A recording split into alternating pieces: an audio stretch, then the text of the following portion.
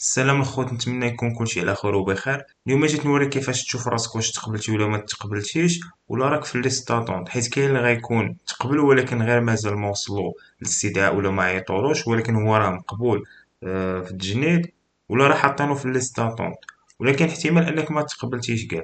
وبالنسبه للناس اللي في ليست داتونت، راهم حطوهم في ليست داتونت على ما يشوفوا دوك المجندين والمجندات اللي غيلتحقوا وغيديرهم الفحص.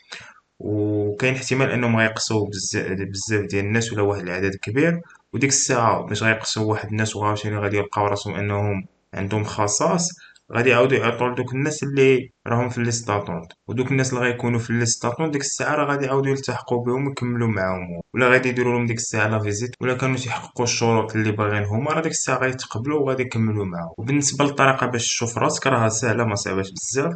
المهم غادي تمشي للسيت اوفيسيال ديال التجنيد بوان ام ا، وغتمشي لهاد استمارة الإحصاء.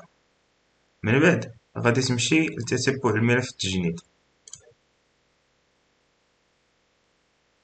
هنايا راه جايين تيقولولك خاصك تدخل بطاقة التعريف الوطنية، رقم الإحصاء، اسم عائلي، الاسم الشخصي، الاسم الشخصي ديال الأب والاسم الشخصي ديال الأم، وتاريخ الازدياد ديالك.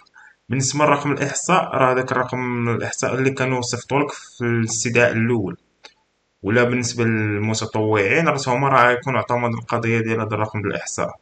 أما بالنسبة للناس اللي أصلا صيفطولهم أنهم يجيو يتجندوا، راه داك اللي جايب لك المقدم، راه تماك راه كاتب لك داك رقم الإحصاء، هو اللي غادي تخدم به.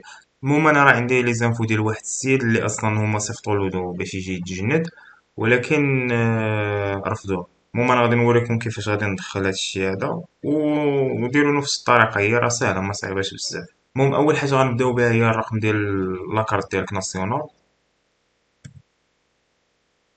ثاني حاجه رقم الاحصاء، وغادي تدخل الاسم العائلي ديالك والاسم الشخصي.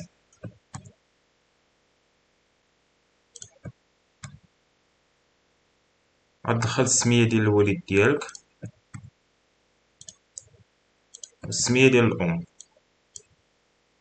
وغادي تحدد فوقاش تزاديتي. المهم انا غتكليكي هنا وغتجي تكليكي في هاد ماي 22، وتعاود تكليكي على هاد 2022 باش يعطيوكم العوام. غتجي للعام فوقاش تزاديتي نتا،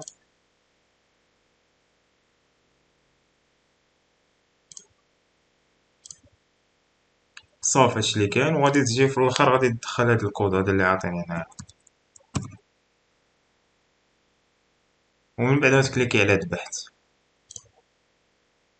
بالنسبة لهاد الولد هذا كما تشوفوا هو راه لم يتم استدعاؤكم لهاد السنة باعتبار العدد المطلوب. المهم هو رفضوه من الأول، وكاين اللي غادي يلقى راه في لي ستاتون ما غاديش يلقى هادي، غادي يلقى بأن راه في اللوائح انتظار، واللي غيكون مقبول راه غادي يكونوا كاتبين له بأن راك نتا مقبول، وغيكونوا دايرين له حتى الوقت فوقاش غيجي.